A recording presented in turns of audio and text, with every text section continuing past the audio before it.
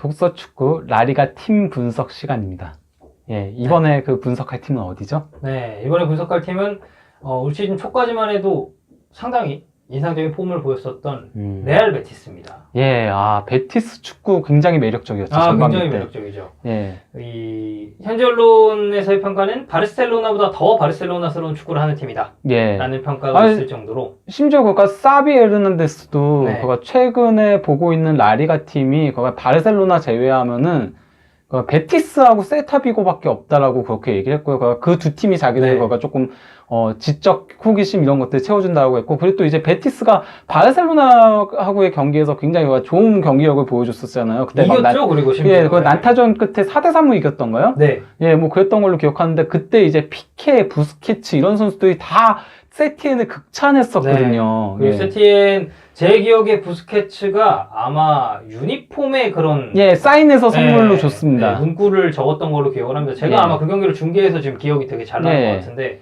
그리고 그것 때문에 그 세티엔이 바르셀로나 차기 감독으로 맞아요. 계속 네. 거론됐고, 발베르데가 초반에 조금 거치 얘기가 나왔었을 때 삐걱삐걱 됐었죠. 예, 그때 이거 세티엔이 부임할 거라는 얘기도 되게 많았었거든요. 네. 그러니까 사실 바르셀로나 팬들 입장에서도 이 세티엔이 추구하는 축구 자체가 이 기반을 두고 있는 게 흔히 이제 저희가 얘기하는 크루이프즘, 예. 이 점유율을 기반으로 한 축구를 정말 이 사람은 사랑합니다. 키키 세티엔은 예전 라스팔마 시절에도 그랬었고, 그래서 뭐 말씀해주신 대로 바르셀로나 차기 감독 후보에도 오르기도 했었고, 레알 베티스 팀 자체가 라리가 내에서 좀 몰고 온 센세이션이 되게 괜찮았죠. 예. 초반까지만 하더라도. 근데 최근 좋지 못합니다. 예. 네. 어떻죠? 일단 최근 4경기 이 기록을 좀 봤을 때는 1무 3패. 직전 경기에서 에스파뇰과 비겼습니다. 예. 이거를 이제 빼고 얘기를 했어도 17라운드까지는 7승 3무 5패. 나쁘지 않은 성적이었어요. 근데 이 문제는 18라운드 이후부터인데, 18라운드 이후로만 따지면 승리는 5번, 무승부는 3번이었고요. 패배는 무려 10번이었습니다. 예. 네. 그리고 이 최근 공식전 11경기를 돌아봤을 때도 2승 2무 7패라는 정말 좋지 않은 성적을 기록하고 있는 베티스입니다. 네, 그래서 저희가 이번 시간에는 왜 베티스가 이 최근 폼이 좋지 않고 이 시즌 전체로 돌아봤을 때 사실 올 시즌은 뭔가 실패한 시즌이라고도 저는 할 수가 있을 것 같아요. 왜냐면 현실적으로 유로파리그를 항상 이제 목표로 하고 있는 클럽이었고, 지난 시즌에도 이제 유로파리그에 진출을 해서 이제 올 시즌에 유로파리그에서 뛰기를 했었고, 그랬다가 이제 발렌시아한테 탈락을 했었죠. 그렇죠. 예. 네, 그래서 제가 또 이제 개인적으로는 베티스와 에스파뇰의 이 코파델레이 경기를 이번 시즌에 보고 왔었거든요. 현지. 네, 직관을 또 했었는데, 그때까지만 해도 베티스는 진짜 매력적인 팀이었습니다. 제가 이 현장에서 볼 때도 그렇고, 뭐 이제 팬들의 열기나 이런 걸 떠나서도 저는 세티엔 감독이, 그러니까 루비 감독도 이 에스파뇰 뭐 사실 결과적으로는 싹 좋지 못한 시즌을 보내긴 했습니다만 초반에는 또 정말 좋았었거든요. 그래서 저는 루비 감독과 세티엔 감독의 이런 뭐 지략 대결 같은 측면이나 이 베티스 선수들이 전체적으로 경기장 안에서 뿜어내는 에너지를 봤을 때 저는 되게 매력적인 클럽이라고 생각을 했었는데 제가 직관하고 온 이후로 무너지기 시작했습니다. 혹시 황덕현 해설위원이 직관해서 무너진 거 아닌가요? 그럴 수도 있는데 어쨌든 그 이후로 성적이 좀 안 좋더라고요. 에스파뇰 이기고 나서. 그럼 그 원인이 무엇일까요?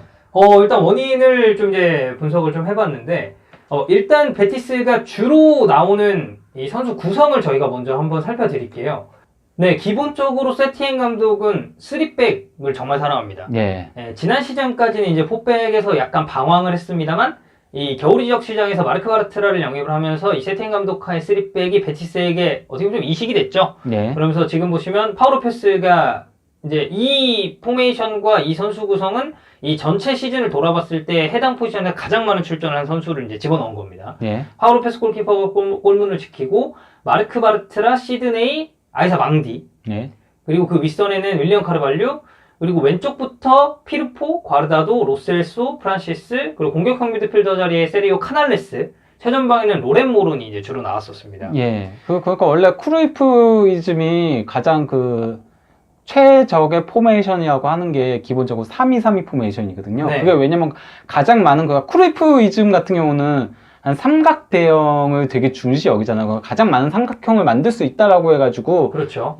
그렇긴 한데 이것도 그가 약간 그런 쪽의 일환인 거죠. 3-1-4-1 같은 경우도 3-1-4-1-1 같은 경우도. 그리고 그것 때문에 원래 펩 가르디올라 감독도 여러 번 백스리를 실험을 했었거든요. 하고 싶어 했고, 실제 그 크루이프의 드림팀 1기가 백스리를 쓰던 팀이었잖아요. 그렇죠.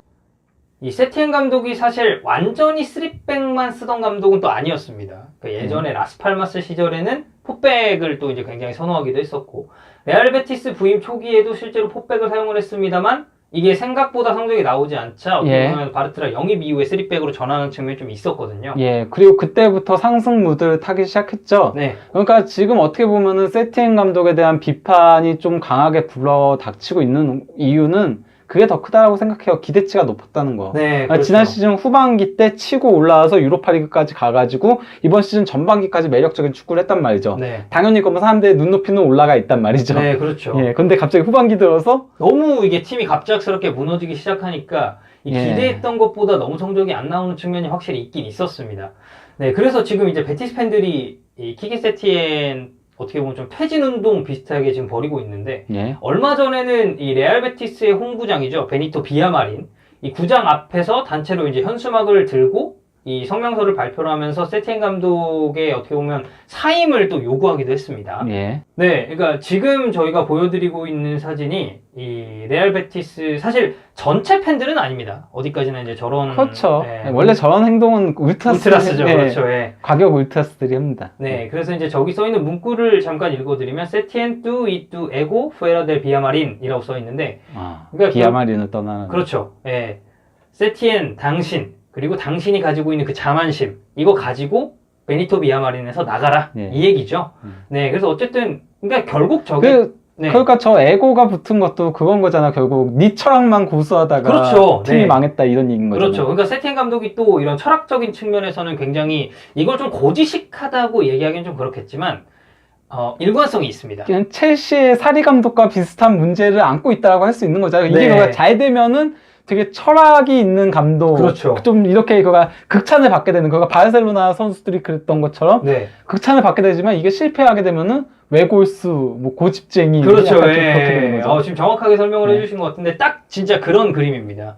그래서 이제 세티엔 감독의 퇴진을 요구하는 팬들도 많아졌고 실제로 베티스의 성적도 좀 좋지 않다 보니까 이래저래 많은 외압에 시달리고 있는 지금 세티엔 감독이 되겠는데 사실 이 원인은 좀 여러 가지가 있습니다. 전체적으로 이제 놓고 봤을 때 저는 한 3가지 정도라고 좀 분석을 해봤는데, 일단 첫 번째는 점유율은 굉장히 높게 가져가고 패스 횟수도 많습니다. 근데 문제는 이 점유율 자체가 최근 베티스의 행보를 놓고 보면 그다지 의미가 있는 점유율은 아니다. 라는 그런 이제 느낌이 좀 있는 게, 세티엔 감독이 이끌고 있는 이 베티스가 경기당 평균 점유율이 59.7%, 61.1% 기록하고 있는 바르셀로나에 이어서 2위 수치고요. 이게 그러니까 전반기 때는 제가 기억하기로는 베티스가 1위였어요. 네. 점유율. 그리고 이 패스 숫자도 경기당 569.1회로 바르셀로나 그리고 레알 마드리드에 이어서 3위를 기록을 했습니다. 그러니까 경기를 치르면서 점유율적인 측면이나 이런 뭐 패스 횟수, 뭐 전체적인 부분 따졌을 때는 상당히 이 세티엔 감독이 사실 원하는 이 기본적인 스탯은 이런 부분이 맞거든요. 이 점유율이나 뭐 패스 숫자에서. 근데 이제 문제는 이 패스 숫자와 점유율에 비해서 결과를 내지 못했다는 거죠. 그러니까 발렌시아전을 살짝 예로 들어보면 패스 숫자는 668대 351, 점유율도 65대 35, 슈팅 숫자에서도 23대 4로 크게 앞섰지만 결국에는 한 골도 뽑아내지 못하면서 이제 지는 결과가 좀 있었고, 이 선수들의 히트맵 같은 것도 살짝 보면 이 기본적으로 라인을 좀 높게 끌어올려서 상대 진영에서 많은 시간을 보내기보다는 좀 자신들의 진영에서 의미 없는 패스 순환이 굉장히 많았다라는 그런 점이 좀 있었습니다. 뭐 그럼에도 저는 그러니까 솔직히 말하면은 베티스의 결국 근원적인 문제는 그거라고 생각을 해요. 결정력 부재. 그러니까 확실한 득점원의 부재. 왜냐면은 그러니까 이렇든 저렇든 슈팅을 23개나 가져갔다는 거는 그래도 많이 공격 기회들을 만들어냈다는 얘기거든요. 그러니까 이게 베티스가 전반기 때도 전반기를 놓고 보면은 라리가에서 가장 경기력이 좋은 팀은 당연히 바르셀로나였고, 그 다음에 이제 베티스, 세비야 이 순이었어요. 그럼에도 이 두 팀이 그 경기력 대비 성적을 내지 못한 거는, 세비야는 뭐 다른 이유들이 있긴 하지만은 베티스 같은 경우는 대놓고 결정력이 부재였거든요. 그러니까 베티스 결정력 문제를 해주셨는데 이 부분은 사실 시즌 전체를 놓고 봤을 때도 초반부터 꾸준하게 지적이 예. 됐었던 문제점 중에 하나입니다. 저도 개인적으로 이게 제일 큰 문제라고 생각을 하는데 예. 이 2015, 2016 시즌 그리고 2016, 2017 시즌에는 루벤 카스트로라는 골잡이가 있었죠. 예. 2015, 16 시즌에는 19골 그리고 16, 17 시즌에는 13골을 기록을 했고 지난 시즌까지만 해도 세르히오 레온이 11골, 사나브리아가 8골 그리고 로렌 모론이 7골을 기록해주면서 그러니까 결국 이 선수들은 공격수란 말이에요. 예. 확실하게 방점을 찍어줄 수 있는 공격수가 있었는데 올 시즌 이 35라운드가 끝난 시점을 되돌아봤을 때 지금 팀 내 최다 득점자는 9골을 기록한 지오바니 로셀소입니다. 예. 그리고 그 다음으로 많은 골을 터뜨린 게 역시 미드필더 세리오 카날레스가 이제 7골을 기록을 예. 하고 있는데 그나마 그 카날레스는 공격형 미드필더라고 하더라도 그렇죠. 물론 로세소가 공격적인 롤을 맡더라도 기본적인 위치 자체는 중앙 미드필더잖아요. 그렇죠. 네. 그러니까 중앙 미드필더지만 공격적인 성향을 가지고 플레이를 하는 거지 이 선수나 세리오 카날레스를 공격수로 분류할 수는 절대 없거든요. 그러니까 미드필더 진영에서 보내는 시간이 많다 보니까 이 골잡이의 부재가 상당히 좀 뼈아팠고 이 최근 그나마도 골을 넣어주던 선수들의 득점 페이스도 상당히 떨어졌습니다. 그러니까 이것도 이제 레반테전에서 이런 문제가 굉장히 잘 드러났었는데 레반테와의 경기에서도 슈팅 숫자는 7대6으로 앞섰습니다. 근데 결과는 0대4 단 한 골도 넣지 못하고 패배를 했었거든요. 이 최근 10경기를 돌아봤을 때도 베티스가 2골 이상 기록한 경기가 딱 2번밖에 없습니다. 첫 번째는 세비야전. 이때에도 이제 2대3으로 패배를 했었고, 비아레알전에 이제 2대1로 승리를 했는데, 이 기간 동안 이제 거둔 성적이 2승 2무 6패. 저희가 앞서서 11경기 2승 2무 7패라고 이제 말씀을 드렸었는데, 이 최근 득점 페이스가 떨어지다 보니까 자연스럽게 이 기존에 있었던 이 골잡이 부재의 문제점과 맞물리면서 팀 성적 역시도 굉장히 좀 수직적으로 하락한 느낌이 굉장히 컸었죠. 네, 그리고 이제 또 한 가지 문제점으로 이제 제가 생각하는 것은 키케 세티엔 감독이 추구하는 이 축구 철학 하에는 항상 그의 페르소나가 한 명 있습니다. 그러니까 라스팔마스 시절에는 그게 로케메사였죠. 그리고 이 세티엔이 레알 베티스로 딱 부임했을 당시에는 파비앙 루이스가 또 그 역할을 굉장히 잘해줬었습니다. 그리고 이제 사리 감독한테는 조르지니. 그렇죠. 다 그 포지션입니다. 진짜. 저는 그 포지션이야. 진짜 딱 풋백 앞쪽에 그 예. 미드필더가 후방 플레이메이커. 그렇죠. 이제 그 역할을 맡게 되는데 이 로케메사 같은 경우에는 정말 이 세티엔 감독이 원하는 스타일에 부합했죠. 기본적으로 활동량도 괜찮았고 후방에서 조율하면서 패스를 적재적소 뿌려주기도 했었고 근데 이게 실제로 그 페르소나에 대한 원동력을 잃어버리면 세티엔 축구는 전체적으로 폼이 좀 떨어지는 감이 있습니다. 실제로 2017-2018 시즌 로케메사가 스완지 시티로 이적한 이후에 결국 라스팔마스는 성적이 추락했고 강등까지 당했고 세티엔 감독 역시도 그 전에 이제 경질 수준을 밟게 됐었고요. 이 세티엔이 베티스로 부임했을 당시 파비앙 루이스가 있었을 때와 없었을 때의 경기력 차이도 상당했습니다. 그래서 이제 그 다음에 세티엔 감독이 페르소나로 이제 좀 생각을 했었던 게 제 이제 포지션상을 놓고 봤을 때는 윌리엄 카르발류가 역할을 해줬어요. 카르발류를 데려온 거죠. 네. 그것 때문에. 이 윌리엄 카르발류가 저는 초반까지는 나쁘지 않았다고 생각을 해요. 카르발류는 계속 평가가 좋긴 했어요. 근데 이제 이 카르발류의 어떻게 보면 가장 치명적인 단점이라고 할 수 있는 게 스피드거든요. 이 선수가 기동성이 조금 떨어지는 편이죠. 근데 저는 되게 카르발류 처음 봤을 때 되게 빠르게 생겼잖아요. 아, 그래요? 네, 저는 딱 처음 봤을 때 되게 빠른 줄 알았거든요. 저는 그렇게 안 보였는데. 아, 그래요? 이미지가? 아니요, 그냥 외견상으로도 그랬어요. 저는 되게 빠른 선수일 거라고 생각을 했었는데 이 선수가 정말 약점이 스피드라고 해도 무방할 정도로 너무 느립니다. 그러다 보니까 이 일선에서부터의 그러니까 상대 공격이 이제 시작됐을 때 이 레알 베티스가 볼을 탈취당했을 때 뭔가 이제 앞선에서 저지해주는 역할을 하기도 굉장히 버겁고 그러니까 농구로 따졌을 때는 저희가 이제 백코트라고 하죠. 수비 전환하는 속도 자체도 굉장히 느리다 보니까 세티엔 감독이 원하는 이런 기동성적인 측면에서 카르발류가 약간 부적합한 모습이 이 경기를 치르면서 좀 노출이 됐었습니다. 솔직히 말하면 카르발류한테 과부하가 상당히 많이 걸리는 축구를 하긴 하죠. 그리고 근데 뭐 세티엔 감독 같은 경우는 약간 사리하고의 차이점은 사리 같은 경우는 어쨌건 조르지니도 기동성이라던가 이런 거 떨어지는 대신에 이제 패스 뿌리는 거에가 완전히 특화된 거잖아요.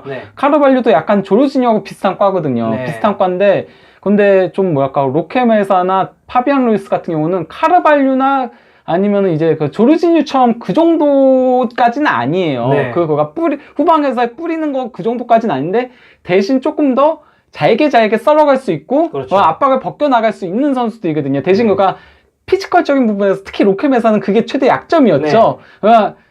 카르발리오는 상당히 듬직하고 좀 그렇죠. 뭐가 피지컬, 하드웨어적으로 예. 좀 예. 단단한 모습이 있죠, 확실히.